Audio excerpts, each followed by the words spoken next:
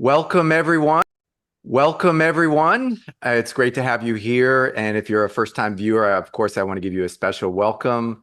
And what I want to do on today's video, this is going to be the first, but not the last, of conversations with folks around the world who are taking action specifically through their own private administrative process in order to obtain a remedy, in order to address the harm that's being caused, but also create fairness in all of our dealings. And so in that spirit, I have with me Janine, who is in New Zealand. And I actually met with Janine, I think it was about a month ago, give or take. And she shared with me in a private conversation we had, she shared a lot of the action that she's been taking. And I was really quite impressed. And I actually said, you remember this, Janine, I said to you, I'd love to have you on the channel. So that is how this came about. So having said that, Janine, I want to hand it over to you and maybe just share a little bit about yourself and what brought you to this point. Thank you, David. So main thing I want to tell other people that there's nothing special about me, as in I'm just an average, everyday person going about her daily business that had a number of interesting things happen to her in life, as in we all do. We all get some interesting challenges thrown at us. So, I grew up, I guess, we'll call it a middle-class family, but at the lower end. So, I learned that to work hard, if you want to get anywhere in life, to work hard. And then I married someone that's probably what you'd call from lower class. They had a lot of issues. Unfortunately, that marriage didn't work, but in that time, I learned that not only working hard, work smartly. So during that time, I actually became a multi-millionaire through different actions and stuff that I took, but then unfortunately I lost it all because of where my first husband was at. So I've learned to be at both ends of the spectrum, and that. So I trained as an occupational therapist. For those of you that don't know what an occupational therapist is, it is, in simplest terms, it's therapy to get a person back to doing the everyday activities. So we work alongside physiotherapists. My career background has been in mental health and vocational rehab are my two main areas that I've worked in. So I was working in the health field, and everyone knows that we all went through an interesting time in the last few years with the mandates coming out. So the main place where I want to start my journey is that I was working for our district health board in New Zealand, and at the time of the mandates, and just before that time, we had lost our daughter who was actually under the care of the district health board. So short version, what happened to my daughter is that she was placed under the Mental Health Act. Her condition started with anorexia, but what happened is that she hadn't eaten or drunk anything for, I'd say, a 10-day period. And anyone that does that is going to suffer from a delirium. But they treated it as a psychosis, and it says, all you need to do is get this girl back eating. So they put her on this really heavy-duty antipsychotic drug, and which did a huge amount of damage to her. So we're talking a girl for 5 years that only put pure things into her body. So she only ate organic fruit and filtered water. So her body wouldn't have reacted like a normal body. So she got constant electric nerve shock pains in her body. Ultimately, they didn't want to know about it because that would mean liability on them. So they didn't acknowledge her pain, they refused to treat it, and over a period of time, basically our daughter took her life because she had no rights under the Mental Health Act. So the reason why I tell you that story is because it's very parallel to what actually happened worldwide with the mandates. Is basically, in effect, what they did is they put everyone under the Mental Health Act, all done by deceit and fraud, and say, we know what's best and you're going to do what we say. And it particularly happened in New Zealand more so than in America. So we were told that you had to have the vaccine or loss of job and all sorts of other consequences. And so took away people's rights, and a number of people, as you know, have died and had severe adverse reactions, which is exactly what happened to our daughter. And of course, they wanted to take no liability. So that is a big part of my story that started my journey. So what happened just before the mandates, we'd just been through the so-called independent investigation into our daughter's death. And of course, they came out with no liability on themselves whatsoever. And then the mandates came out. So at the time, I was a very mad mama, grieving mama. And I sent them a liability notice, not knowing how powerful that document was at the time. So basically gave them liability to what they're doing to me, what they did to my daughter. And also the fact I had the first autopsy report for the first recognised vaccine death in New Zealand, and also information which they put out which says that the vaccine wasn't safe. So I gave them evidence with my liability notice that the vaccine wasn't safe and wasn't effective, so therefore they would be liable for every death, every severe adverse reaction, any harm, including loss of livelihood. And I put a price on it. So, and then straight after this, obviously they terminated me and I lost my job. I guess for the next year, I just went on a little bit of a healing journey for myself after losing my daughter. We were living on a beachfront property, which we sold, and we had the heads up what was going to happen with the mandates.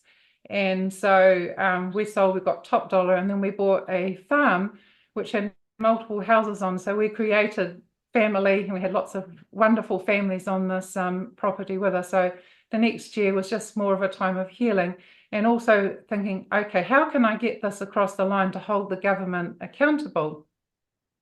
So I just want to explain to people that New Zealand probably had it worse than any of the other countries in terms of the mandates and that. So we had our whole country in lockdown. So it was a pretty tough time for the whole country. So basically, we'll use Auckland, who is our has our biggest population. New Zealand has a population of around 5 million, and our city, Auckland, has about 1.2 million. They had the whole city of Auckland in lockdown. I can't remember how long ago it was, whether it was 6 months, and they weren't allowed to leave their area. And they were aiming for a like a 100% vaccination rate. So let's just say just about everyone in Auckland got vaccinated as a result. So they were using that. We were used as a test case of a lot of things for implementing to test, for worldwide, for other things that they have planned. So it was definitely an interesting time. And yeah, they really, really pushed the mandates. So our district health board, they says that like 2,000 people lost their jobs, but I would say probably it was more 10% of the workforce, and it may even be higher than that because obviously the media have covered up the numbers. It was around about a year after the mandates where it came to the knowledge of the public that our district health boards had exempted 11,000 of their staff from having the vaccine. And I thought, yay, we've got them on discrimination, because we've got written into our law that, you're not allowed to discriminate against sex, and allowed to discriminate against race, against gender, against age, but you are allowed to discriminate against to do with the vaccine. And so I thought, yay, we finally got them on discrimination. So at this point, I'd met someone who is a retired judge, and he heard about my story, and he saw this liability notice, and he says, Janine, that is one very, very powerful document you've got there. And he says, I think you've got more chance than anyone else in New Zealand about getting this across the line. So he started educating me in the process that I'm going to share with you. So he said to me that, I'm going to show you how to do something in their system and use their system against them. So the process that I followed is actually using Admiralty law and merchant law. So Admiralty law is all about ships, but this is how our court systems operate. So they set themselves up to be the commander of the ship, and we're just like the lowlife and all the rest of it. But what they don't tell us is that we can be merchants alongside them, and merchants trade and make money. So this is the approach that I started taking. So, and in merchant law, this is something that's really good for people to know, is that a lot of our law system was set up using the Bible. And so if you can quote a scripture, that scripture is recognized as being more powerful than anything else when you get into the court system. And so some court cases have been turned over solely by using scripture. So that's something really powerful to know. So anyway, he in scripture, it talks a lot about the power of three. So the judge told me to put out this liability notice and to put it out 3 times. So to tell you way back when I gave out my first liability notice, I sent it to all the heads of our human resources. I sent it to my manager just above me, the manager above him, and to the chief executive officer. Now, I had put myself off work. I saw that the mandates were coming off for health and safety reasons, that they'd failed to provide a safe work environment to me. So alongside the vaccine and the so-called virus, I added in a few things, just made it work for me. And one of those things is that after my daughter died, is that they placed me in an open plan office with 120 people where you could hear every single conversation in with the team that had liability towards my daughter's death. So anyway, let's just say that once the CEO got my liability notice, he replied within half an hour. So I thought, oh, it is a powerful document. So roll forward a year when I put out my next 2 liability notices. The CEO, I found out his home address and the business address. So he happened to be at home when he got this liability notice, and so I got his personal signature on it, which was fantastic. He had no idea what he was getting in the mail.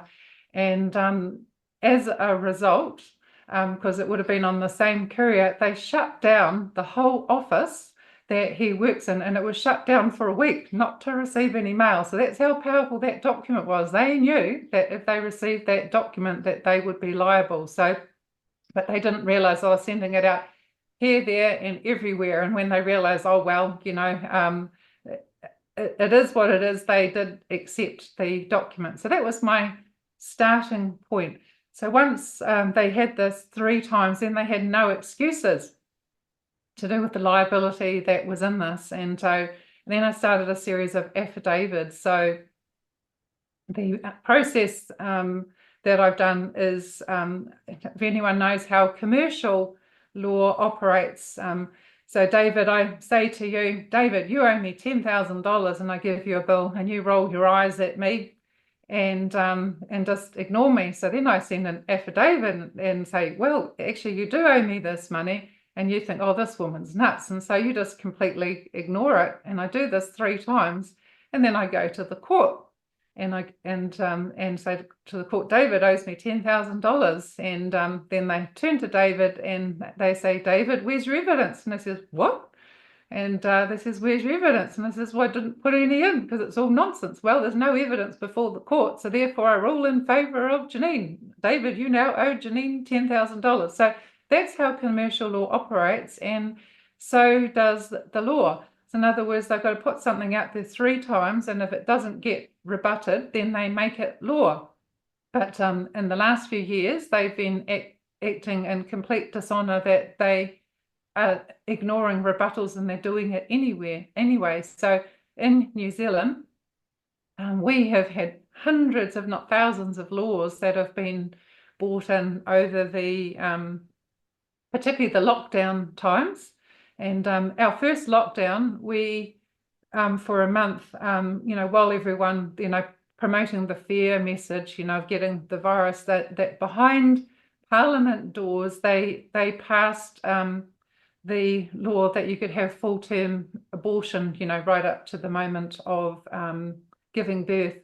And there was all sorts of really deceitful things that took place then, and they wrote into the law that you don't have to have informed consent anymore for anything in terms of euthanasia. So now in place, if they action it, we don't have to have informed consent for abortion. You don't need to have the mother's permission. You don't have to have informed consent for euthanasia. So they're putting all sorts of interesting laws in place for implementation. So that's just a little bit of stuff that's happening. So anyway, back to my process. I now put an affidavit into the key players in the district health board. So this is the human resources team who implemented the mandates. This is my boss over me, that's the chief executive. And one of the other things which they're doing worldwide is that they're changing the names of the corporations. So New Zealand was divided up into something like 20 district health boards, which are sort of like local areas where they're operating. So the one that I live in was called the Bay of Plenty District Health Board. Now they combined them all into one and called it Health New Zealand. And then they got rid of all the CEOs, but then they put the CEOs on parallel companies. So my CEO, the one that held liability, was now working for the Ministry of Health. So I had to link all of these companies together. So basically Health New Zealand took over every single asset and every single property. They took over all the staff. So I had to prove and demonstrate that they were one and the same thing. So therefore they had liability. So obviously this went to the CEO of Health New Zealand as well. So, and then you have to, in Admiralty law, you have to serve these documents in person. So this happened to be Easter weekend that I realized this, because I've been learning this as I've been going along the process. Oh, they need to get it in person, and to meet the deadlines, I had to get the notices to them. So Easter Monday, I'm driving to Auckland, which is a 3-hour drive to my place, to go to the CEO's place to serve them documents at home. So yeah, it's a little scary doing things like that. So I've had to serve documents to all the people that had liability, and let's just say they've all reacted very, very badly, because nobody likes knowing that they may have personal liability. So so there's a whole lot of steps. So in what I have done. So the first one is obviously presenting them an affidavit, and then they get at least 3 opportunities. They're all called a slightly different name to rebut, and obviously they didn't do any of those, and got to level that went to the High Court of New Zealand, and again they didn't rebut. So something very important for you to know, to put on your documents, which I'm sure David has already discussed with you, is that you've just got to add all rights reserved to the bottom of your documents, which means that if you make a mistake or an error, or you want to add something else, you can. So each time I've done something, I've added something else in. So to start off with, I was just going for a claim of $900,000 for myself for loss of wages. And of course, they didn't rebut that. So I put in a claim on the for payout till the age of 70, because I'd planned on staying in my job till the age of 70. So I think that took my claim up to $32 million, adding all the penalties in as well. And then I put in, because in my liability notice, and I put in a claim of $150 million because of loss of my daughter's life. So each step of the process they got added. And the final step of the process, which was when it went to the High Court, is that I used their own figures against them, and I was given something through the Official Information Act, which says that in New Zealand they had in their hands, and there's probably more, 74,330 severe adverse events that happened after the vaccine. They had 32 verified deaths, and then a number of unverified deaths, and then we've had 4,000 unexplained deaths. So I put a $1 million charge on behalf of all of those, which is just over $80 billion. So if they'd settled right back at the beginning and gone on, it would only cost them $900,000. So after the High Court thing finished, and this date was on the 18th of April, the fee went up to over $80 billion. So, and at that point, I put a commercial lien on the corporation of Health New Zealand. So what I'm doing, and I've been doing 3 other processes, which I will tell you about shortly, which I've been following the same process, is that I have the potential ability to overthrow the system. So obviously they're not wanting to acknowledge what I've done. So what I did, the registrar in the court, who was supposed to process my thing has been acting in dishonor. So he handed me a gift, really. He gave me the ability to go after not only him, the High Court of New Zealand, but every single Crown corporation. Another thing with the Admiralty process is that when you put a commercial lien, so I have had the lawful right to put an $80 billion charge against our health system. And when it gets the 90-day lien, and that date ended on the 18th of July, I was able to call immediate summary judgment. And I presented this to our Parliament on the 19th of July of this year, where I can take over as commander of the ship in Admiralty law. So, on one hand, at this point in time, they're trying to ignore what I'm doing. However, I've been placing commercial liens, and we're going to show you one a little bit later that I have given to David that I have done, just to give you, evidence of something that I've done. So they haven't managed to remove these commercial liens, which means that I've done them through lawful right. But I've decided to see this process all the way through to hold every single government corporation to account. So the D-Day for everything that I'm doing is the 19th of September, which is next week. So we're getting to a pretty exciting time when I will have the lawful right for takeover and seizure of assets of the individuals, but all corporations in New Zealand. So let's just say that I have had a couple of attempts on my life, but I believe that I've been divinely protected because I'm doing this, with honor. Cool, great. So Amazing. So that's Health New Zealand. Sorry, David, do you want to step in? I mean, I don't want to interrupt you, Janine, because you're on a roll, but I've been taking notes, and I'm going to definitely have some questions for you. I mean, this is very powerful, but if you want to finish off what you want to say, don't let me interrupt you.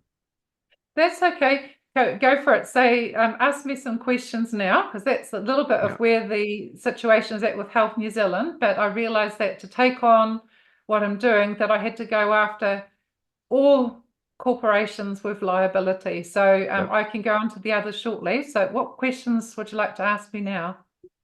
Wow. I mean, this is first of all, again, just hearing you talk about this again, even beyond what you shared with me the first time we spoke. And I can feel the power of that deadline coming up.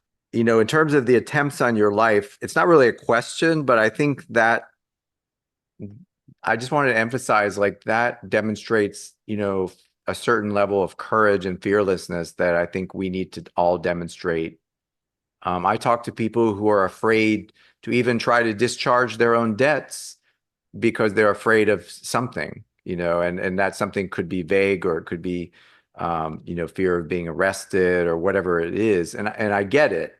Nobody wants these things to happen to them. But I think I just wanted to emphasize that I think you've demonstrated a high level of courage because you just keep going.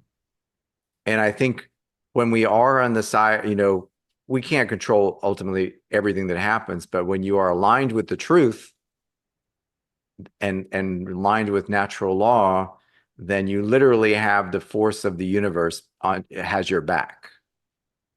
And I think that that's what you're demonstrating. And I think that's probably one of the most powerful lessons of all, Janine, is having the courage to keep going, even in the face of the threats and maybe even the actual, attempts.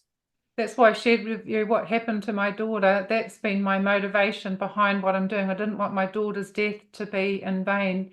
And I'm a Christian and a believer. So I believe that we have a loving creator, God, that basically cares about all of us, and he wants to see justice happen on earth as well. So I've got to, I guess, when you lose your daughter, there's a thing, why did this happen? Why did God allow this to happen? And there was a little bit of that for me when I went through my grieving process, but I wouldn't be doing what I'm doing now if that didn't happen to my daughter. So I have a belief, which is also a scripture, that all things happen. So in other words, good can come out of everything, out of every situation. But to do what I am doing, you have to face your greatest fears. And I think, well, what's the worst that they can do? And the worst that they can do is take me out. And if they take me out, I get to be with my daughter. So I realize that it's not quite that bad. So everyone has their worst fear. And you've got to face your worst fear. And as long as you can face that, then you can actually move forward. And my strong belief is that God is a loving God who cares about me, and he cares about other people and wants to see justice. So those have been my driving motivators, what happened to my daughter, and also trust and belief that there is a loving God who does care about what's going on and about the injustice. 100%. Yeah, I've learned, I feel the same way. I feel that when we align with the truth and we align with what is actually good, then that same force, that same loving force is behind us. And you actually can feel it inside yourself. Like when I'm doing the right thing, I feel supported. It's hard to explain that. Yeah. But it's something very visceral. You don't need someone to tell you that. You just know it. Yeah. That's been my experience. I remember the scripture now, it's all things work together for good for those that love God and are called according to his purpose. So it's work together for good is the important thing. And that's where I've always believed, when something bad happens, look for the silver lining. There is something good that can come out of that situation. But I definitely would not be doing what I'm doing now if I hadn't been through the things that I've been through. Yep, and I agree with you. And although my experience has been different, I've had certain suffering and challenges in my life, and that's essentially what has led me to do what I do. So let's go. I want to ask you about this date, the 19th of September. So kind of zoom in for a second and walk us through what's going to happen, what you think will happen, or what seems like it's likely to happen after the 19th of September. Let's just kind of zoom in on that, because that sounded really important. So I didn't just take on Health New Zealand. I decided to take on all corporations acting in dishonour. So I have a mortgage still on my property. So I went after the banks to do with the fraud and deceit and all the rest of it. So I went through the same kind of process to do with them. And that was around about the same dates as Health New Zealand as well. So they've just defaulted on their commercial lien as well. And I gave to the government, I says, if you want to save your system, then you have to work in partnership with me. So I'm giving them a chance to work in partnership with me. And the other one is that we have local councils in our area, so like sort of like local government bodies who also have been acting with fraud and deceit. So our property taxes are just going up, like through the roof. But everything in New Zealand is in place for full private property seizure and takeover. So I took on the council. So I've got this lovely big security gate at my place, and let's just say there's multiple houses on my property, and they don't like what I'm doing because we're living completely independently from them. Another important part of my process that I did do at the beginning is that I had to remove all jurisdiction of the government over me and over my life. So I stepped into being a living, sentient and sovereign beings. In other words, I'm alive and capable of managing my own affairs. Thank you very much. So I'm no longer on the electoral role. I've removed myself off every role so that they have no jurisdiction over me, and I've gone into self-governing. So that was a very important step in my process that I had to do before I started all this, because otherwise they would have jurisdiction over me.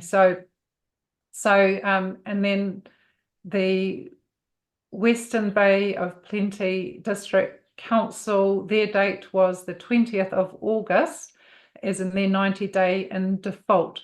But I've been waiting, come back to the date which you're talking about, the 19th of September. So I put it out to all the government corporations in New Zealand and it was really interesting because when I started this process, I thought it was going to get across the line a lot earlier than what I have, but it's like I didn't realize I was thinking, why is there a delay in this? But then I realized I had to take on all the government corporations. And one of the things is that they have made us responsible for their own debt. So the New Zealand national debt is sitting just under the $180 billion. So I took them on for not only acting in dishonor, because everything I've been done is by a lawful process, but I held them in dishonor for participating in making us all debt slaves. So I put a $1 million charge on behalf of every man, woman, boy, and girl in New Zealand. So, and I used their own figures and data. So on the 31st of March 2024, the New Zealand population was sitting at 5,338,900 people. So you multiply that by a million, that comes to let's just say $5 trillion.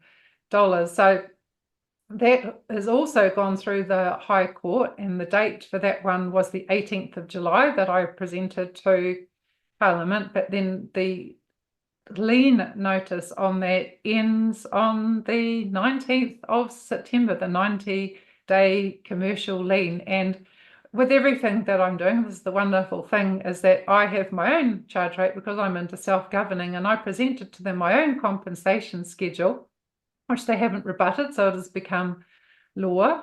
And on my compensation schedule, I can put a charge of harm on behalf of every man, woman, boy, and girl in New Zealand for $1 million. But I says that, yeah, my land, because it started out being my land, being the land that I live on, is my land being the land of New Zealand, or Aotearoa, which is the Maori version. But there's also, with all their corrupt corporations and all the rest of it, there's one country which is controlled by corporations, New Zealand, and there's another one, Aotearoa. So it's all sorts of interesting things you learn about what goes on. So, and in Aotearoa, we can actually bring the whole world in. So I have now put a charge of anyone living on my land, and my land of Aotearoa is actually anyone in the world. So because that has been unrebutted, I can now put a lawful charge, which means I can act on behalf of anybody.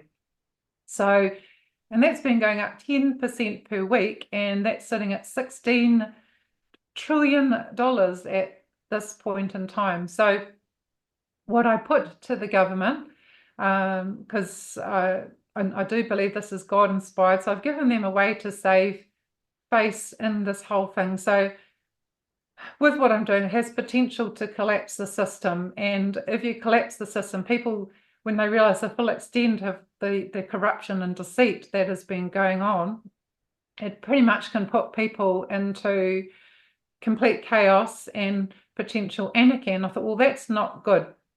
And I didn't really want that to happen. So I gave the government, and we're talking the heads of the corporations, an opportunity to work in partnership with me. So the last month or so, since I've the 18th of July, when I potentially have the ability to take over the corporations, but I'm seeing everything through with honor, and I'm waiting through to the 90-day in the lien process. I've been giving the government instructions. So we come back to the 18th of July, which is my last day. The 19th of July, I presented to Parliament the immediate summary judgment, where I gave them instructions, and I told them that I'm now the Commander-in-Chief of Health New Zealand. So this was on the Friday. So there's two things that happened that day, so which are direct, I believe, consequences of what I was doing. So one of them, we had, they says that the banks were shut down that day. Well, in reality, there's only two banks that were shut down in New Zealand. One of them is the ASB Bank, which hold my mortgage, and they were supposed to have done a big payout to me on that day. And the other bank that was down is called Kiwi Bank, and they're the ones that were supposed to receive the money. So those two banks went down. So I think that something went on behind the scenes that I don't know about yet. They just went completely out of business. They went out of business for 24 hours. And these were major established banks that had probably been around for a while. Yes, exactly. And the other thing is that they says that it was a Microsoft glitch. So anyone knows Microsoft is run by Bill Gates. And for some of you that don't know, that Bill Gates is setting something up in the Chatham Islands, which is close to New Zealand, which is the big server, which is to run the whole new monetary system.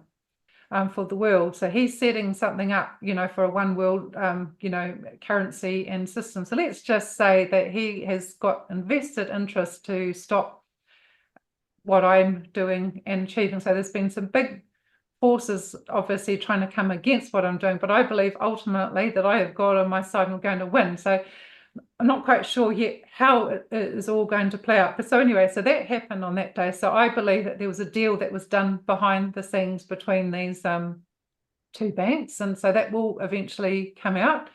And the second thing, so that was on the Friday that did that. On the Monday, our Prime Minister put an announcement out that they're setting a commission in charge of Health New Zealand.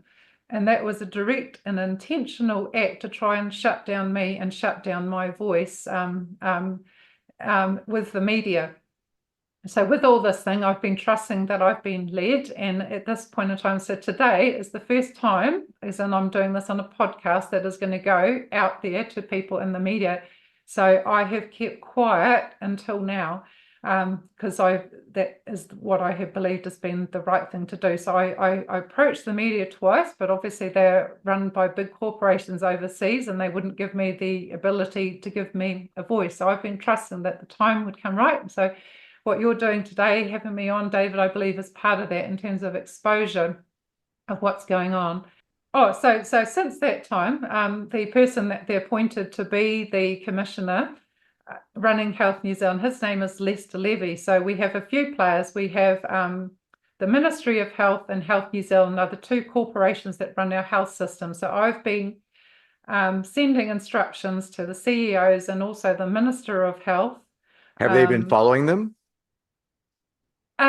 The Minister of Finance has started making some changes, but nothing to do with the health system. So Lester Levy, so they had to the 6th of September to come in line, and they haven't done that. And so therefore I've put liens against the individual. So what you have in your hands, which I sent to you, Chris Luxon is our Prime Minister, is the actual commercial lien. So because they didn't comply by the 6th of September, it says that I'm taking commercial liens on them. So you can actually bring that up and put that on the screen now. So I've labeled it 1, 2, and 3. So if you bring number 1 up, so people can see that on the screen.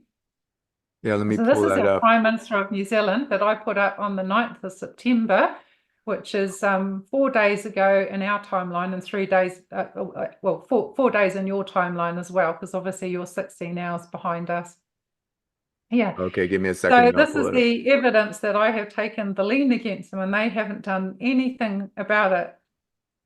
And yeah, so if you have a look at that, so this is from the New Zealand Companies Office. It's called the Personal Property Security, and it's got the actual registration number. So anyone can actually go on and you can actually look up that finance registration number. And I think you only have to pay like a $2 fee and you would be able to find these details. So the debtor, his name is Christopher Marx Luxon, which is our Prime Minister. And I have removed his date of birth there and his private address, just as a layer of protection. Sure. For him in terms of I get, but anyway, if you go to the next page and it'll have the full blurb there and you can actually read that out if you like, David, because you'll have that, you can get that bigger on your screen of what that actually says. So the short version of what it says is that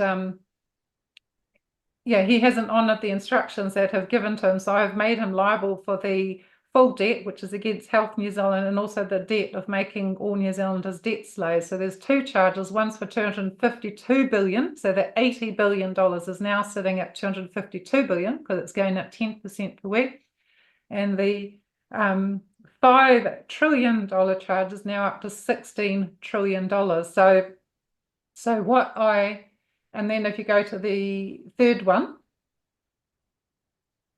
and this one here, obviously I blocked out at the bottom, which are all his properties. So I actually found out every single property that Chris Luxon owns. So I now have the lawful right to go in and actually take control of those assets. And then down the bottom, I just deleted my contact details on there. So I've just kept my personal name there. And as far as the surname goes, I just put not applicable there. Some people put ... because obviously the surname puts us back into their realm. So yeah, so it's pretty exciting, the fact that I can do something like that and they haven't managed to take that down.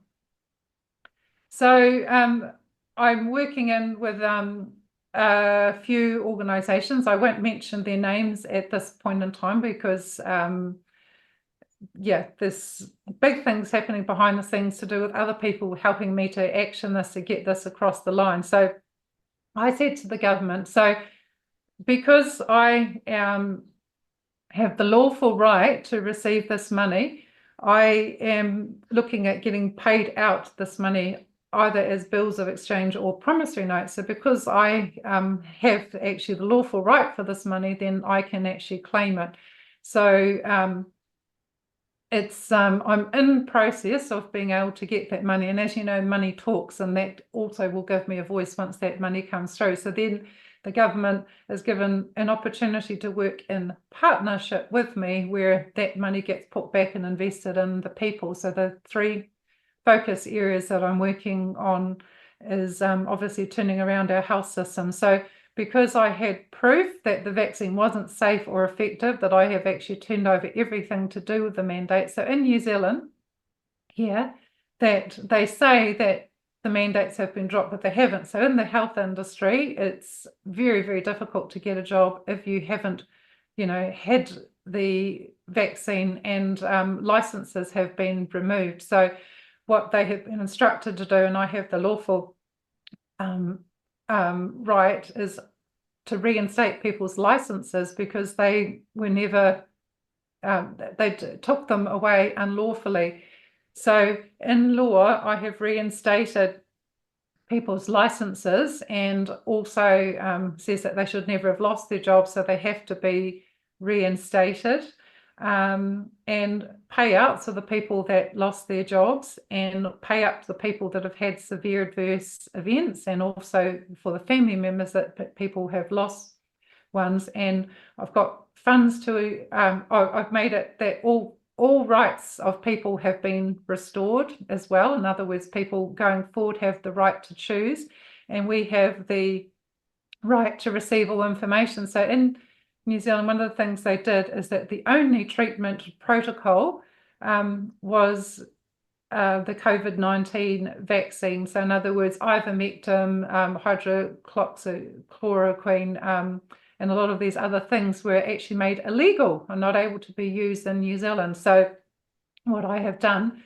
is that told them that anything that gets promoted, so in the media, every second ad is something to do with some kind of pharmaceutical drug, or to do with a cancer drug or a vaccine, and the profit margin is just huge on all these things. So I have says that they now have to tell the public what the profit margin is on these drugs, what the success rate of them is, and what the contents are. So this is what I'm in process of getting implemented, and then they have to give us what all the alternative treatment options are. So I've set up my own Rumble channel where this information, so this I believe will come live. So this is part of what I'm doing from the 19th of September, where all this information will start becoming live. So anything that they put up, then I'm going to make sure that that information gets out to the public of what's actually in these drugs. So the mRNA is now being put into pretty much all vaccines, and the mRNA technology is changing DNA. So it's pretty serious what they are doing, and the agendas, behind doing that. So obviously I'm taking a stance against that. So I think there is going to be a strong media presence that's going to start from that date, and just trusting that that will grow as it's meant to grow. So part of that probably is my contact with you, David, and that this will start giving me an international voice. So over the next week, I will make everything live that I've already done on that Rumble channel.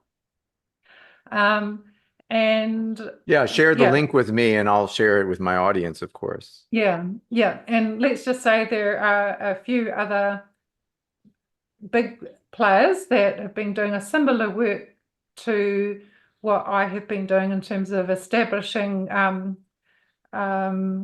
court systems that give authority and clout to what I'm doing to help implement it.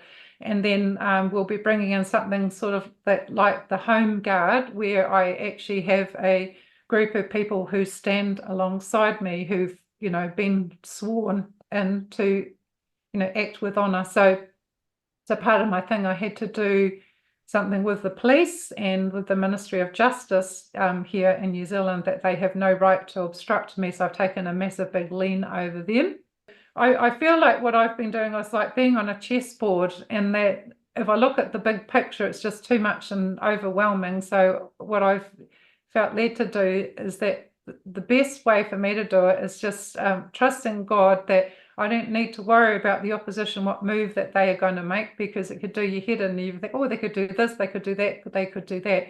I just, every time I go to make a move, God has given me like divine guidance of the what to do. So all I know that come that date that the media presence starts, and I'm waiting because it's all got to come together to do with these couple of other big groups and organizations. They've got to get a couple of their ducks in a row so that they can stand alongside me as well.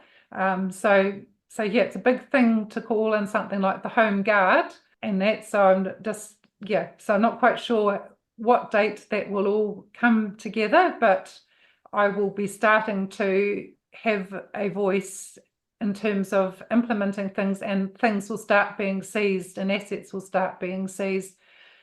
So yeah, it's going to be interesting times over the next couple of weeks. 100%. Are you getting any help to do all of this? Because I get it. I think everybody is getting overwhelmed just with their processes, and you're literally conducting a private process to obtain remedy against pretty much all of the corporations of New Zealand. So, I mean, just wrap your head around that. I mean, is anybody helping you with this? How are you getting all this done? My main supports, one has been this, we'll call him a retired judge, but he's only officially retired. So he's doing his own stuff and work. So he's been the main one that's just been giving me advice. So every time I've come up with something, I run it past him, and that. So he's been, a wonderful support to me. And it's quite interesting, certain things I've done, because now I can take one of our big banks to put it into liquidation, but I'm deciding the best way and approach of that. And so basically, I'm in a position where I can buy everyone's mortgage for that bank for like $1, and then I can cancel those debts. And so I said to him, can I do this? And he says, yes. And I said, so why has no one done this before? And he says, because no one's had the courage. And so I'm in a position where I can pretty much cancel people's mortgages. So there's them, and then we've got Judy, who's on the call as a support person here, her and this wonderful team of people who've been praying and covering me with spiritual protection as well, because I do believe we're not only dealing with this the physical realm we're in, but there's a spiritual thing that's been going on. So at the same time with what I've been doing, I've had a number of people be walking alongside me that have been doing the spiritual battle and also covering me with spiritual protection. Amazing. But in terms of writing the affidavits and creating the documents, that's really, it sounds like that's all you or mostly you, with just getting some input. In other words, you don't have like an administrative assistant helping you with the document. No, it's so pretty much I was given the steps in the process, as in the names of the documents, etc. And pretty much other than that, I've done it myself. So yeah, each step, I guess I've gained more and more confidence. So like I says at the beginning of the one with Health New Zealand, it started out at $900,000. And so each step, my confidence is growing. So now that it's sitting pretty much around $17 trillion, it's going to be pretty exciting to see what happens and how it all unfolds in the next week or so. Amazing. And, one of the things that I've noticed is, Janine, is that you embody an attribute of seeing everything through to the end. So in other words, don't finish what you started. And one of the maxims of commercial law is he who leaves the battlefield first loses. So the inverse of that, of course, is the winner is the one who remains standing. And I think this is something that this is a trait that I think we can all embody, is that if you're going to stand up for truth, if you're going to stand up for your freedom, you need to see it all the way through, and not just start the process and then, oh, I'm going to give up because it's too much. So I think you've really embodied beyond the specific domain expertise, and we can talk more about that, but beyond the specifics of how to actually write these affidavits, you've just demonstrated that you're just going to keep going to bat. You're just going to keep showing up. And if you have to get more information, if you have to ask for help, or wherever you're at, you're just going to keep going. Like you said, you don't necessarily always see the next step. And I've experienced that too. I don't always see the next step, or more than a few steps ahead. I mean, I know where I'm headed and I know where I'm headed next, but I can't necessarily see the entire path all the way there, because it's still unfolding. So that's very powerful. Can we dive in a little more to talk about the commercial liens? I know this is something a lot of people are very interested in learning more about. So the way I understand it, just to quickly encapsulate it, is through the affidavits, you essentially obtain their consent to lien their property because it's their skin in the game. It's commerce. This comes from the 10 maxims. But then if they default on it, in other words, if they acquiesce, then you have to still follow through to actually execute that lien. So I saw you did the filing. We can go back and look at those documents again, but is there anything else other than filing those specific documents, the PPSA, I think it was? Is there anything else involved? PPSA, the Personal Property Security Register. I've also done the UCC, which you will be more familiar with. And where did you file your UCC? In which jurisdiction? Washington, I think, is where you can do the international. Okay, interesting. Yeah. So they allow you to put international ones on there, because everywhere else, it's only, you have to be a state. Yeah. America. So that's where I've been doing the UCC. So the advice I've had from the judge is to do all things in honour and see out so that they are given every opportunity, and that's why I've had to be at the 90-day in default on the liens on them. So at the 60-day point, that it becomes a criminal offence if they have not reported the lien to their insurance bond company, and if their insurance bond company or the corporation hasn't paid out by the 90-day, obviously it's pretty heavy duty thing. So what was your question that you wanted to know around the lien? So you obtained their consent for a lien through the affidavit process, through their acquiescence, and then you, when they defaulted, you went ahead and filed either a UCC one and or the PPSA filing. What comes next in that process from your perspective? If they, let's say that they continue to act in dishonor, what's the next step to actually collect those liens? So this is where I've had to put a lien now against the Ministry of Justice and against our police force here, so that they are supposed to stand alongside me and they're not allowed to obstruct me. So I've been waiting. So rather than do it in piecemeal till I had everything across the line, which is the 19th of September. So then is that the end of the 90 days on the 19th of September, or is that still within those 9? Okay. Yes. So the first three ones I've done are already at the 90 days. So the first ones came through the 19th of July, the first two. The third one was the 20th of August. But I thought I'll see them all through. And the neat thing is that they've all been going up in value. until I had the fourth one across the line. And so once we get to that point, then I have to find some other courageous individuals to stand alongside me. So this is where I'm working with these other corporations and trying to decide the best way forward. So one of the organisations I'm working with at the moment, and I do believe it's a spiritual, so we've just been doing some spiritual battle on their behalf. They've all got into conflict with each other, and you cannot do something unless you operate in unity. So some people have got into a bit of a power battle and acting with self-interest. So this whole process that I have had to do has been, this is so much bigger than me. So I needed to mention that just in response to something else you sent before. So like, I have stuck to my deadlines. Every time I've had a deadline, the next day I have got my next thing, already in operation. And sometimes that has meant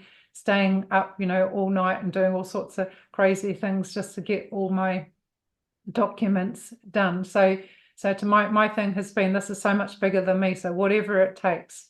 So I don't have any control over getting the people ready to stand alongside and support me. So I would love to think that they are ready to stand alongside me for next week, but maybe it will take a few weeks, maybe it will take a few months before we're at that position, because it's going to be a big thing to rock up, let's say at the bank, the big corporation which has got all these heavy security things to say that we're taking over. So I have to have people that are prepared to stand alongside me with courage, with unity, but also with honour. So what I've been doing over the last month or two is networking with people to help prepare and get people ready to start stepping and take these action, because it all goes badly as soon as someone steps in, with their own agenda. 100%. So when you're networking with these individuals, and you don't have to, of course, share their identities, but are these, for example, the equivalent of sheriffs or anyone, anyone in law enforcement? Because, for example, in the United States jurisdiction, if you have a perfected lien, you could potentially send the sheriffs to collect property. Yeah. So it sounds like it's kind of an equivalent. The High Court has been acting in dishonor and not giving me the backing of the sheriff. So that's where we've had to do all the commercial lien stuff first. Yeah. So you're building up your case and making, you're perfecting your case as much as possible, but also creating alliances with those who can help you to, to fulfill the process. Yeah. Yeah. So the best case scenario that I would like to see is that the government realizes that I've presented to them the best possible scenario for them, because if I can collapse the system, then obviously it goes badly for them, but I think it goes badly for everyone, because people's security and stability goes, and then it could go really, really badly. So I've presented a way forward where they can work in partnership with me to turn things around, where they have so like an interim plan, which I would see might be for 10 years, where they still have a measure of control, and then at the end of that time, everyone has their own home, they have their own self-sufficiency and stepped into freedom. So therefore the government stepped back even more. So but I realize you can't go from a bird being trapped in this little cage to complete and total freedom. So you've got to give the bird this much, much bigger enclosure where the door is there. So for those that know how to go through the door, they can go out and go into complete freedom. But you have to have an interim plan that gives people stability and security before stepping into full total freedom. So let's just say for New Zealand, that at this point in time we've got 5 million in population. Let's say maybe 2 million of those are homeowners. So if we've got all this funds, and let's say 3 million people want to buy a home at the same time, just imagine that all bidding on these homes and how the property prices could go really, really crazy. So I've had to put a lot of thought into things like that, as how could we manage that? So coming up with a way that we can get people into homes without everything going absolutely through the roof, or things going into anarchy where, you know, people start acting with brutality, you know, So destroying just to shops clarify, and anarchy property. just means no rulers, but chaos, I think, is what you're referring to, like Yeah, chaos. But anarchy is not necessarily chaos. It can be if people don't understand and operate per natural law. So there is the opportunity to do chaos, but anarchy doesn't necessarily mean chaos, just to clarify. yeah, yeah. So what I gave to the government was a whole series of points. And if you like, I could see if I could find that information and share it with you. See if I can find it. I think I've got something here. My list of instructions that I gave them. Yeah, so this is some of the instructions that I gave them to do. Yeah, so one of the things I told them that they had to release in the media that the national debt had been paid off. And then that after that, so New Zealand, our taxes sit pretty high. So we've got our goods and services tax and everything else. So let's say it comes to around about 48% tax that the people are paying. So it's pretty horrendous. So I put down that the tax goes back to 10%. Ultimately, you know, that will change altogether, but you have to have something to sort of how keep it operating. And I had all this being backdated to the 19th of July. Property taxes reduced to 1,000 per year. They're sitting around 4,000 or 5,000, and they're trying to take those up with full accountability and releasing information to the people of how it's spent. We have a whole heap of taxes like petrol and fuel tax be completely removed. We've got all sorts of road user toll charges, public parking fees be removed so that travel on our roads and parking be free for freedom of movement. And so all these things, as they do these things, then I release funds to help like upgrade our roads, etc. And that as all those things have been dropped, it'll have an immediate on-flow effect on the food and products and services costing less. So those are some of the things. Obviously restoring of all the rights of every man, woman in New Zealand, and then things like speeding, parking and property fines can only be charged where a crime of harm against an individual can be proven, so that all these things are no longer enforceable, and this will stop intentional revenue making off the people, that the police are re-established as peace officers and councils and the courts of New Zealand return to serving the people and preventing harm rather than revenue making. So these are all the things that the instructions that I've given them. In New Zealand, a lot of students that come out with a massive student debt, so backdated to the 19th of July, that all past student debt is cancelled. And we want our professional Kiwis coming back from overseas. So a lot of people leave New Zealand because of that. And all past taxes owed are wiped so that all individuals have a clean slate from today. And then I put in that it's a priority to help New Zealanders into owning their own home and encourage money saved on taxes to be saved as a deposit for a home, where the New Zealand government will find ways to increase home ownership where funding options are being explored. And so the ASB Bank puts in this massive donation of the full amount of money that's owed to me into funding into a housing fund for the first home buyers, and we're encouraging other banks to do likewise. So I'm giving people the opportunity to save face. And then, you know, things that are really out of hand in New Zealand, there's things to do with communication, whether it be mobile and things like that. So like profit margin is going through the roof. I'm bringing everything back down that there can only be a 20% markup to do with communication, to do with, you know, power costs in New Zealand has gone really high. So anything to do with power, fuel, energy, lighting, that we can only be a 20% profit markup. And then back to control of the water, they keep on trying to add the fluoride into our water. So these are some of the things that I've got implemented that will be coming in. So yeah, so it's a pretty exciting time to be able to implement these things coming in. And how did you know specifically that there was an attempt on your life?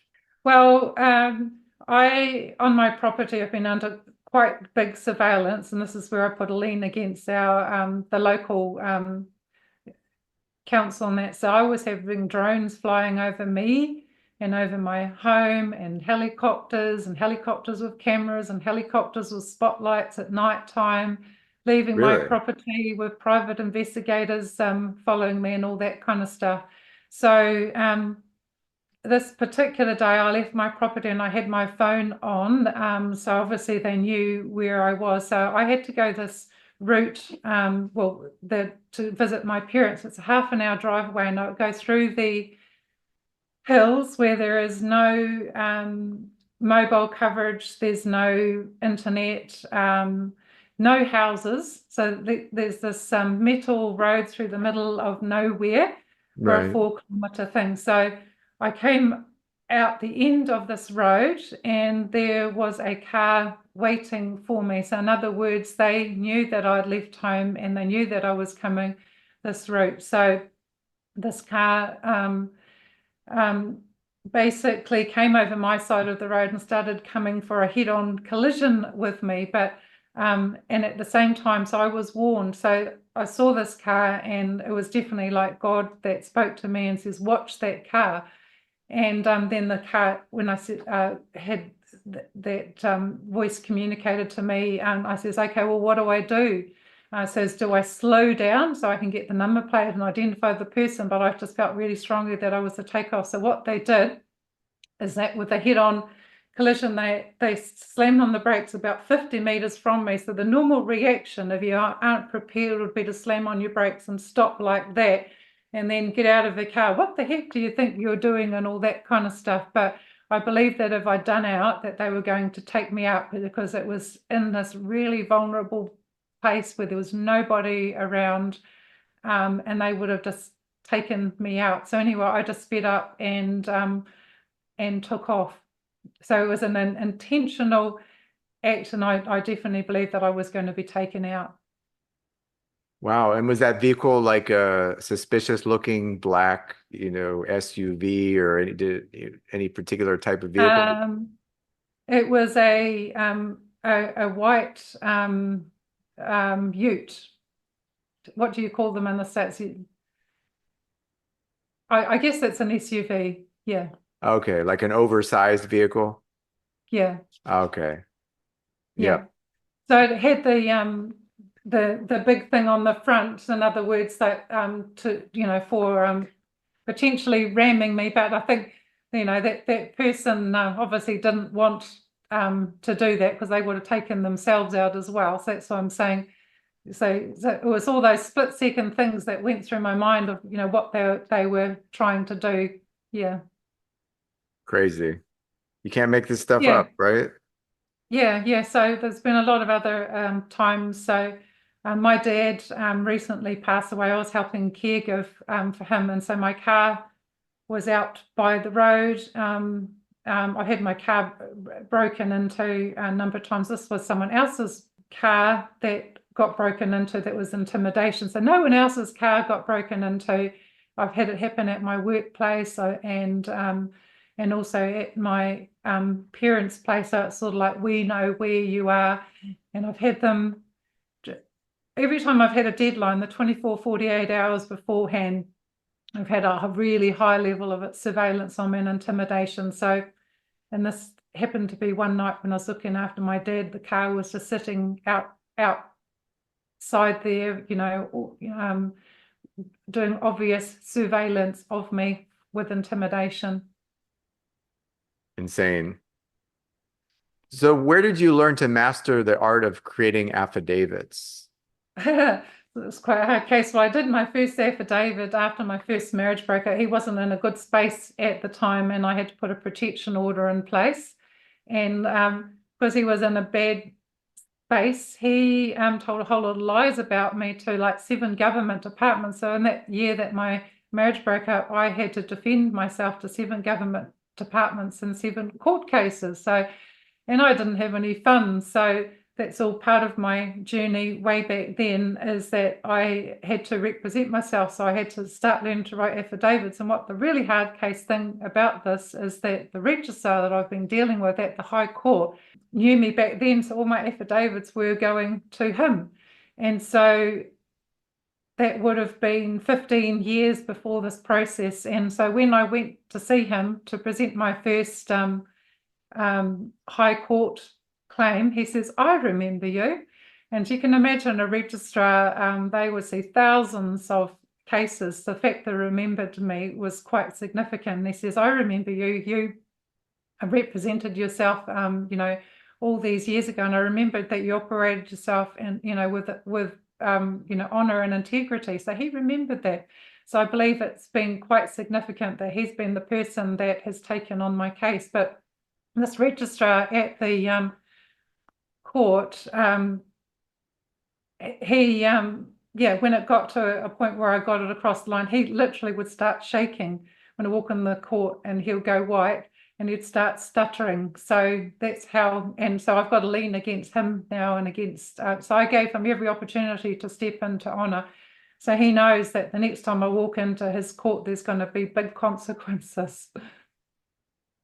So when these officials run away from liability, so like, for example, people who follow Cal Washington in Canada, they've seen how, you know, either public officials, sometimes very senior public officials would just step down to avoid this commercial liability.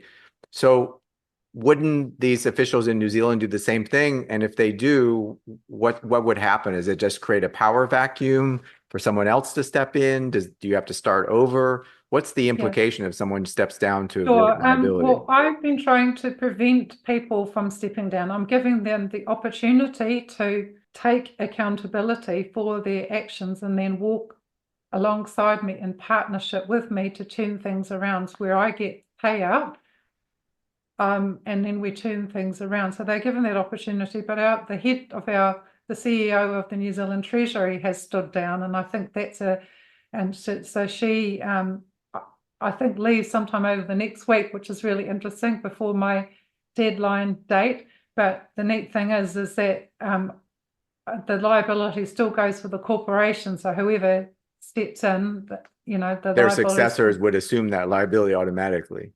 Yeah. Okay. Yeah. So I had to just be very clear in everything that I've done, that I've gone after the company, I've gone after successful companies, and all their officers and directors, you know, present and future of the company as well. Yeah.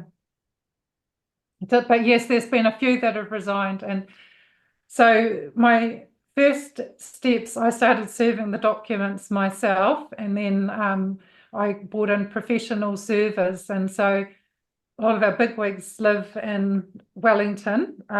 So the government corporations is based in Wellington, which is the bottom of the North Island of New Zealand. Yeah. And so I had a guy who was serving my documents, and he is a private investigator who's come from a military background. And he rang me up and says, Ginny, what are you doing? This must be really big. This was going into the Reserve Bank of New Zealand, and he says that, you know, because he's a big dude that's come from a military background. And he says, I felt scared and intimidated for what they did to me. And he says, so what you're doing is huge. So keep doing whatever you're doing, Ginny. It's quite a privilege to go meet him in Wellington. So before I was going to Parliament, I sort of had to go into hiding for a couple of days to get myself there, to make sure that they didn't do anything to get the documents there. But I met him down there, and he sort of took my hand in his and shook it with two hands as a measure of respect towards me. But yeah, he says that he has been doing the job as private investigator, serving documents for 15 years, and he's never seen them to respond the way that they've responded to my documents. He says they've been doing everything they can to obstruct receiving these documents. So just to clarify, all your affidavits are being delivered through a process server, not through the mail, for example? Well, the first affidavits have all been done signature required through the postal Through the post, system. okay. Yeah, but when we get to the High Court level, which then I step into something called an Admiralty Statement of Claim. So this is where you can do the big money claim. All those have to be served personally on the people, so I have to have evidence of that. So the initial ones I did, and then as the process has gone on, I've got professional servers in to do, and they have to produce an affidavit to say that they have been served. Powerful. Let's talk about this number 3 again, the power of 3. So one of the things that we learn is in the universe, 3 is a very powerful number. So it's when you create a stool, it has to have at least 3 legs to be stable. If it has 2 legs, it could fall over, for example. We also have the trinity of consciousness, so thought, feeling, and emotion, or sorry, thought, emotion, and action. And so the number 3 comes up a lot. And then in our private administrative processes, we talk about the 3 strikes you're out rule, where you send basically a series of 3 affidavits, and each time you're giving them an opportunity to act in honor. And if they've basically been in dishonor through 3 notices or 3 affidavits, then it's basically 3 strikes you're out. So it is, just to kind of reflect back, that number 3 is very powerful. And it's interesting how that's kind of woven into the fabric of this process. And what are your thoughts on that? Yeah, so a couple of the scriptures. So this is on my High Court document. So I made it clear that the only thing that I came under in my court process was the Creator God Almighty and the Holy King James Bible, in highlighting verses. So a couple of the verses that I gave, one was Genesis 1, verses 1, 26 and 27, which talks about that God created man, and then man and woman. And so one of the things I've said in my process is that God created men and women, and men and women have created corporations. So a corporation can never have control over a man and woman. So that's been an important part of my process. And then another scripture, 2 Corinthians 13, verse 1, which is by the words of 2 or 3 witnesses may every word be established. And so all my documents I have signed with 3 witnesses, and it's much more powerful than going and getting it signed by the justice of the peace or a notary of the public.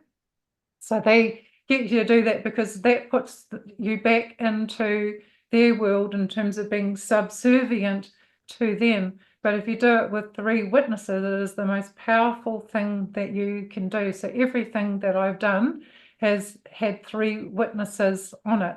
So therefore, every word of mine has been established as the truth by 3 witnesses. So that's very important as well. So not only do we give people 3 opportunities, there's heaps and heaps of examples in scripture where the 3 opportunities. So if we use the example of Peter, who denied Jesus 3 times, that when Jesus came back, that he affirmed him 3 times, and to restore him. So the power of 3 is really, really important. So Peter got taken down to start off with because he denied Jesus 3 times, but everyone, and that is where it comes down to remedy, gets 3 opportunities to be made right and be restored. Yep. And I've been encouraging folks to start using witnesses as well, because what it does is witnesses are supposed to have firsthand experience or firsthand knowledge of whatever the subject matter is. So if you have 3 witnesses saying, I have firsthand knowledge of the truth of the matter expressed in this affidavit, that's very powerful. Now, are you doing 3 witnesses and not a notary, or are you doing both? Because I know sometimes people do both. I'm not using a notary or justice of the peace at all. So what they try and do is they try and get you to use a notary of the public, but that puts you as being subservient.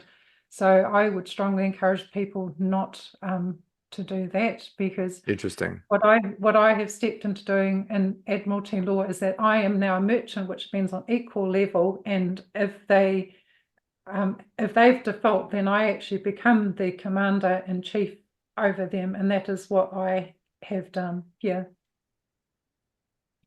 Crazy. So you're already in charge of all of the corporations of New Zealand.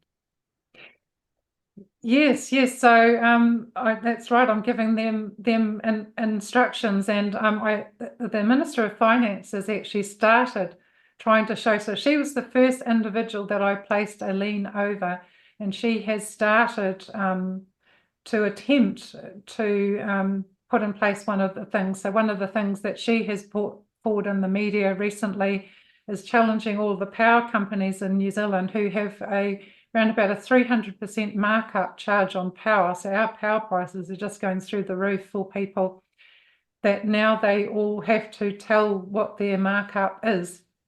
So she showed that all of them had a 200 to 300% markup, and that they needed to become more competitive. So that's a step in the right direction. So we've got to recognize that the people that are in the public are only like the paupers.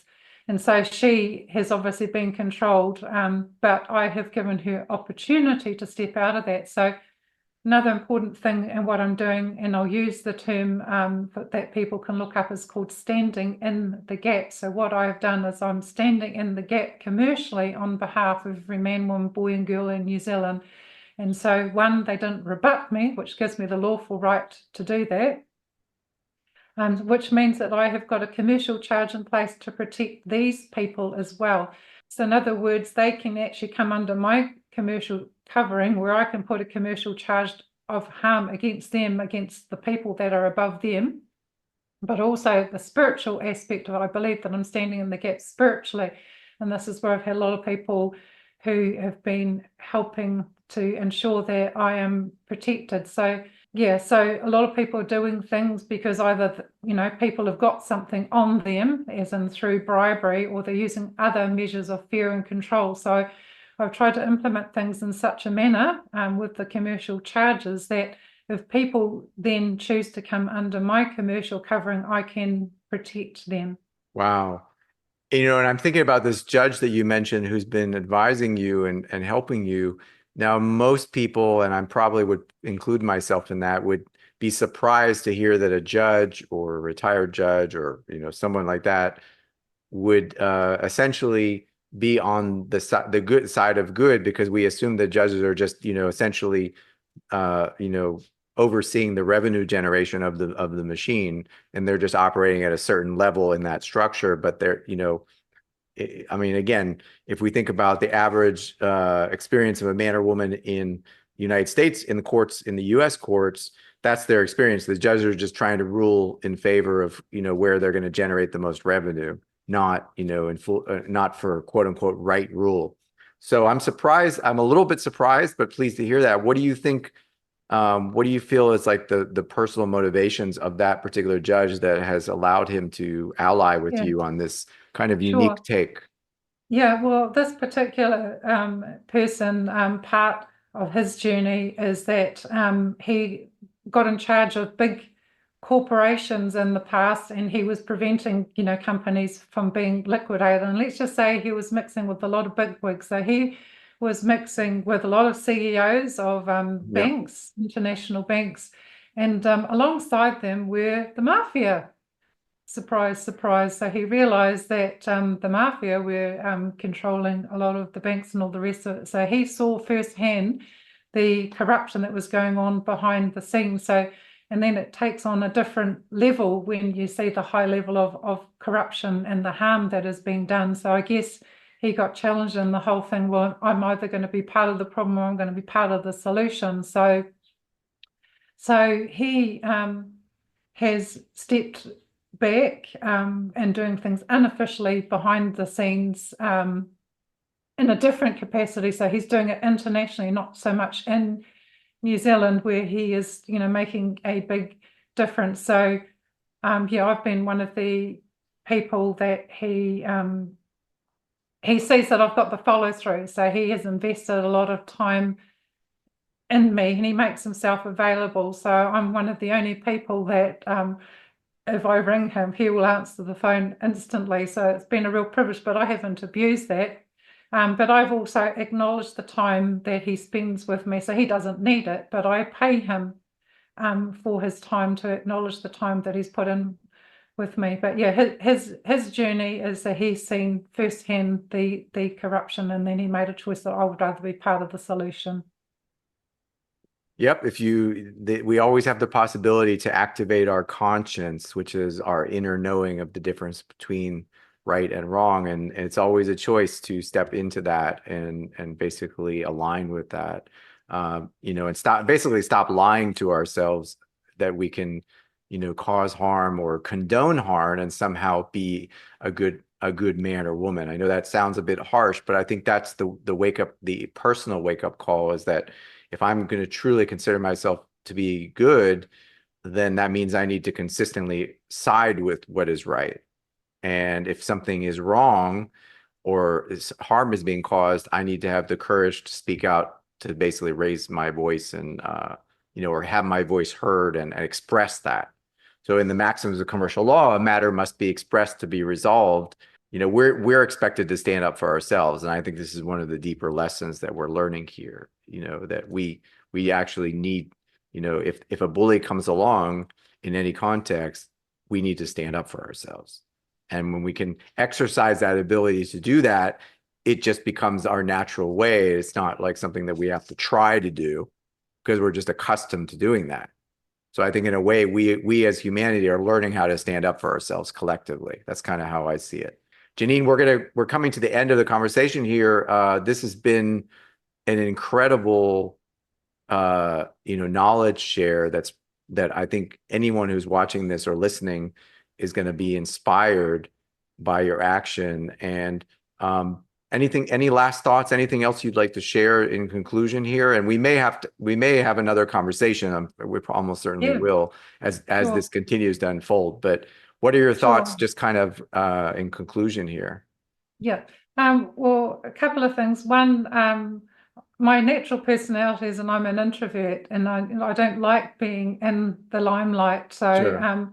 So the fact that I'm doing this, I've had to go against my natural nature to do this, but it's like, it's because I've had such a passion for the cause. And so, thing I'd say to other people is know your why, and you've got to have a really, really strong why to have your follow through. And so I've known that this is so much bigger than me. I'm not doing this for me, I'm doing it for other people. So, to bring about change, not only for my life, for my community, but for New Zealand, but also for the world, because what I'm doing is also a case precedent for the world. And that I'm just an average day person that just had a very strong belief in a cause. So what I have done, anyone else can achieve. And I stepped into this not knowing a lot. I just started, and so you don't have to know it all to start. So I just say to people, if you believe in something, to just start. And that the powerful words of all rights reserved. And so every time that I've made a mistake, I've been able to go in and correct it. And every time I've corrected it, I've added something. So there's no such thing as a mistake. And that's the wonderful thing, that if you're doing something, with the right attitude and motive, I believe that just keep going. Amazing. I think your efforts are definitely commendable and very admirable, and I find that very inspiring. I share your sentiment of serving something greater. That's what motivates me to get up every day and keep doing what I'm doing, because I feel like this is bigger than all of us, and it's that important. And I agree with you that if folks are struggling, then finding the motivation is the most important first step. In fact, I think motivation, the internal drive and the internal willpower and motivation, is always going to be more important than any technical aspect of what you're doing. Because if you have sufficient will to keep going, then you're going to have the ability to ask the right questions and to create relationships and to obtain the resources and study the materials that you need to. All the answers are going to come to you, and it's going to unfold. So I do agree that the why behind what you're doing is actually the most important part. And I commend you. And I think that's why someone like you, who, like you said, I'm just, I wouldn't say ordinary, but, just another, private citizen who's looking to make a difference, but you've really stepped out beyond where most people have even stepped out of. And I think that's what makes your efforts commendable. So I want to thank you for sharing your testimony with the world today through this medium. And I, for one, am personally going to be in the front row, have a front row seat to see what happens next, because I'm riveted. I can't wait to see how this unfolds. Yeah.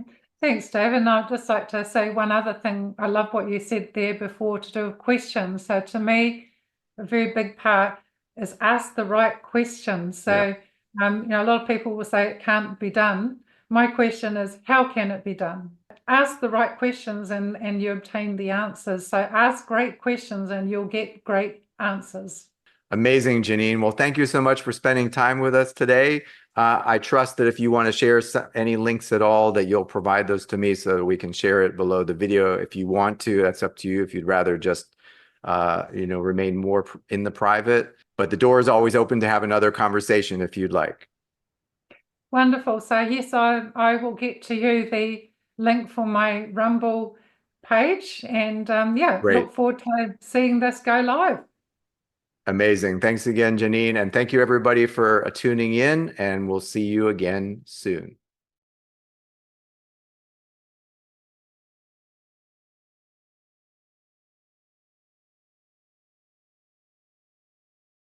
Assalamu alaikum. Peace be unto you. What do you want to be when you grow up, Bilal?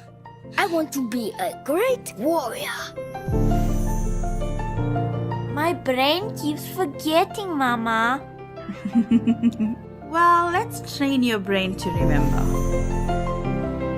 Did you know that even the prophets and the people around the prophets used to ask Allah big questions and miracles?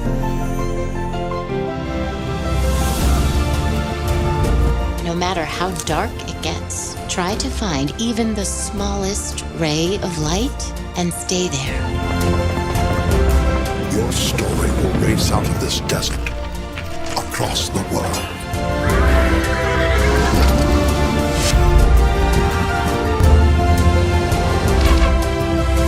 You will inspire the hearts of many.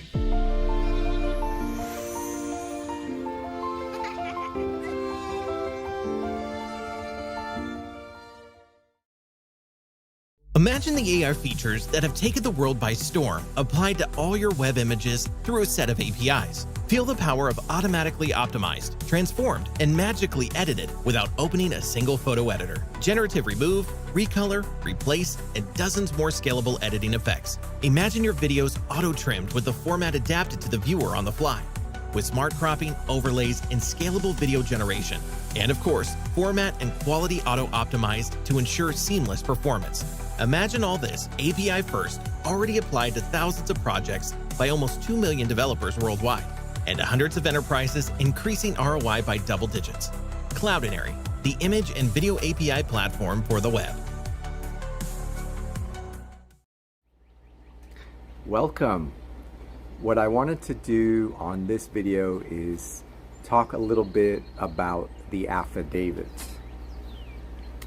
And this is kind of the first time that I'm elaborating on this topic. It is very important. And as you'll see as we get into this topic, you'll see why this is, I would say it's an indispensable part of your conditional and acceptance letters. You really want to include it, and by the end of this video, you're going to understand why and just how powerful this is. This is really something very powerful. And you're also going to learn why and how a response to your conditional acceptance can only be in the form of an affidavit. Okay, so this is going to be very revealing, and there's a little bit of nuance, so please pay attention. So grab your pen and paper, or however you best learn, grab a cup of coffee or your favorite beverage, and let's dive in.